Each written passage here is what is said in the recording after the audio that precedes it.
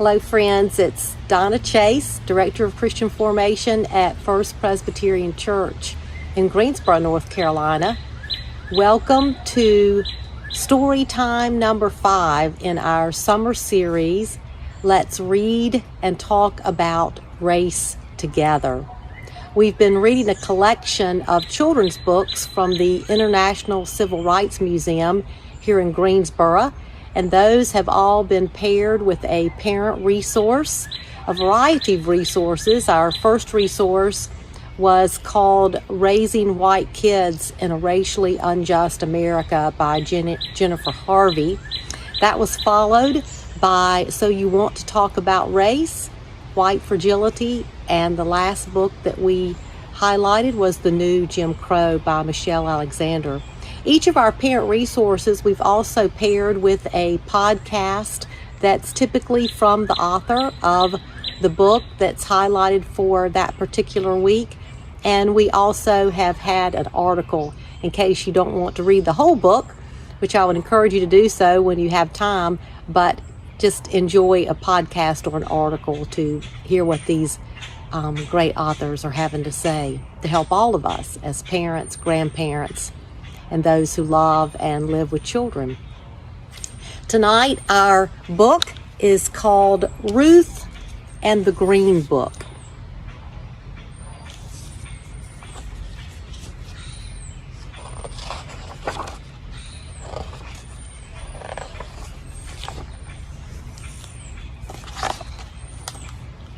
It was a big day at our house when Daddy drove up in our very own automobile, a 1952 Buick. It's the most beautiful color. Daddy calls it sea mist green. He bought it for his new job, but first he planned to go on a trip to visit Grandma in Alabama. I was so excited to travel across the country. I packed my own bag and Mama said I could take Brown Bear with me for company, even though I'm almost too old for him.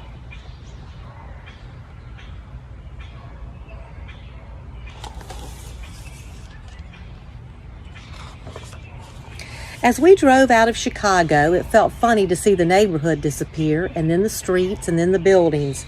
I love all the green grass and hills and trees. Daddy told us lots of stories about when he was a boy in Alabama. He made us laugh. Eventually, we stopped and had a picnic lunch that Mama had packed. She'd been cooking all week to get ready for our trip.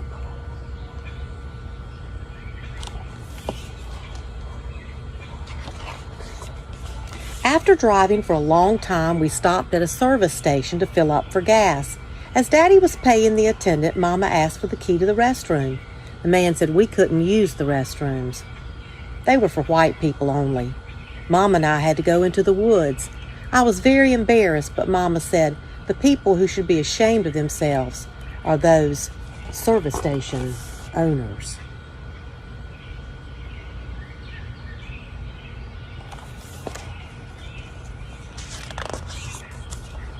I was tired when Daddy stopped the automobile, and I asked Mama where we were. She said we were going to spend the night in a real hotel. We watched Daddy talking to the man behind the desk. He was smiling and pointing to us, but then the man shook his head and turned his back. Daddy came back and slammed the car door. He never slammed that door so hard before. I knew he was mad. I wondered what happened, but I knew somehow it wasn't a good time to ask him. Mama gave me a look that said, "Ruth, just keep quiet." So that's what I did.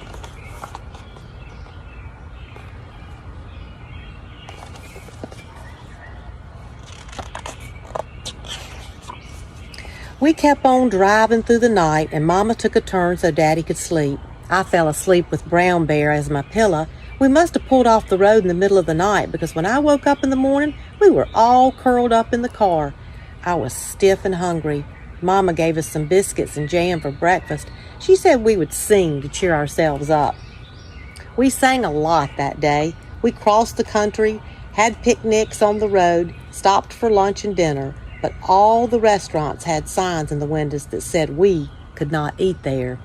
It seemed like there were white-only signs everywhere outside of our Chicago neighborhood.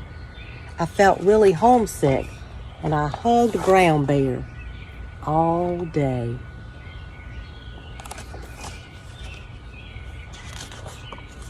When we crossed into Tennessee, Daddy said that his friend Eddie lived close by. He was sure we could sleep there. Eddie was so happy to see us. He gave me a big hug and told me that he knew me when I was just a little girl. His wife Alice cooked us a warm meal, and I ate too much. Daddy and Eddie used to play music in a band before they went off to fight in the war. They talked about how they traveled a lot back then and how they always had a hard time finding a place to rest and eat. Daddy shook his head and said he had hoped that the war had changed things. But now he could see he was wrong. That night I went to sleep to the sound of Daddy and Eddie playing music together. Brown Bear and I were happy to sleep in a real bed with a real pillow.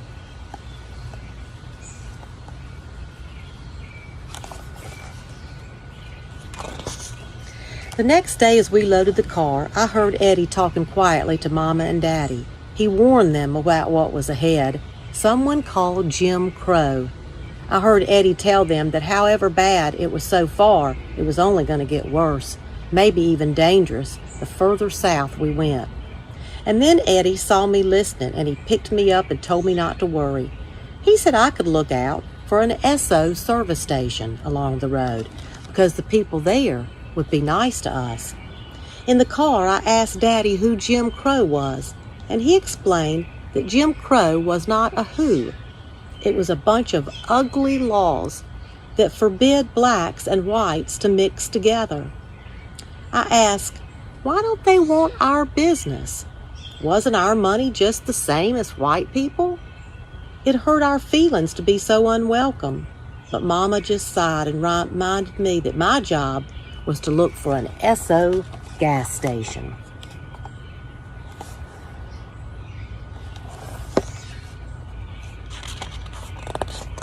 I spotted an Esso gas station near the Georgia line and sang out for Daddy to stop.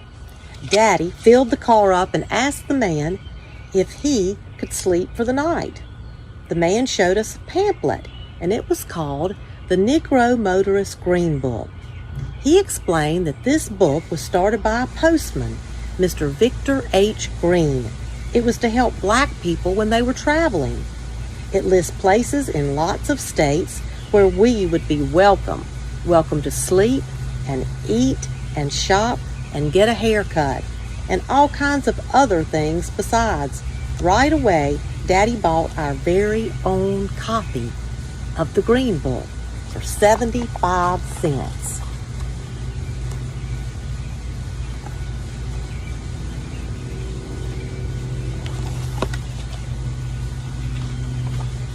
Mama read about a place nearby called a tourist home where we could stay for the last night of our trip. Daddy called ahead, and sure enough, the lady told us to come right away. And then Mama gave me the Green Book and said I was in charge of keeping it. I couldn't stop reading it. All the places in every state where we could go and not worry about being turned away. We reached the tourist home in the early evening. Miss Melody, the owner, gave us a big smile when she opened the door. It was just like coming home, and she wouldn't even let Daddy pay her. She said she welcomed Negro travelers because it was the right thing to do. We're supposed to help each other out, and I'm going to do the same one day.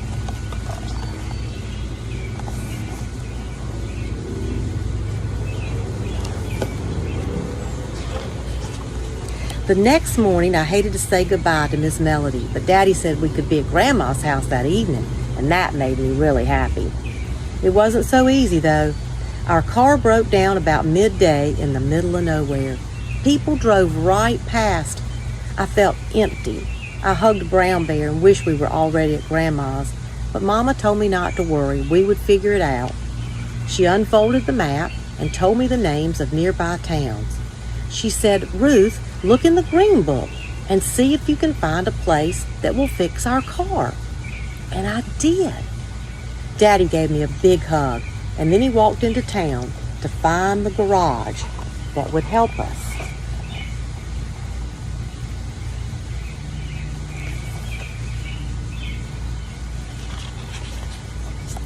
By the time we got the car fixed, it was too late to reach Grandma's house, so I looked in the Green Book and picked out an inn nearby that said they welcome Negro travelers. It was a big house with lots of rooms. Most of the people there were businessmen traveling for their jobs. They each had a green book. They said they could never do their job without it. We met a salesman named Jason who traveled all the states of the Union for his job. He told such funny stories. Mama laughed and laughed. For the first time since we left home, we were all really happy.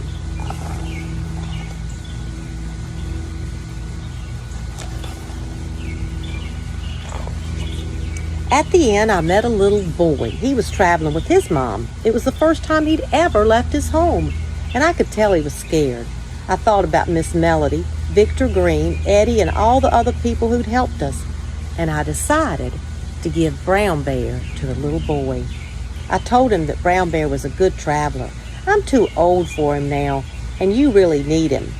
Then I told his mama about the green book, and I showed her our copy.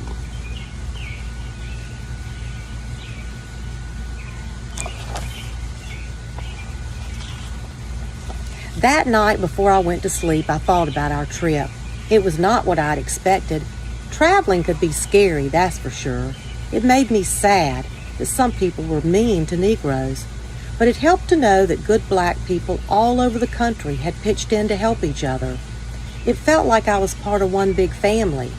Plus tomorrow, I'd finally see Grandma and tell her what a great green book guide I had been.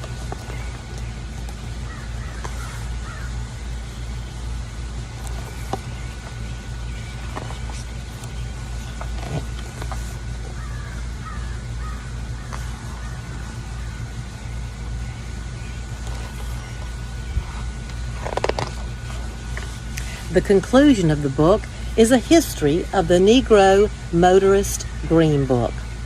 Decades after the Emancipation Proclamation and the 13th Amendment ended slavery, African Americans continued to suffer unequal treatment, especially in the South, where Jim Crow laws discriminated against blacks in every aspect of public life, including their travel.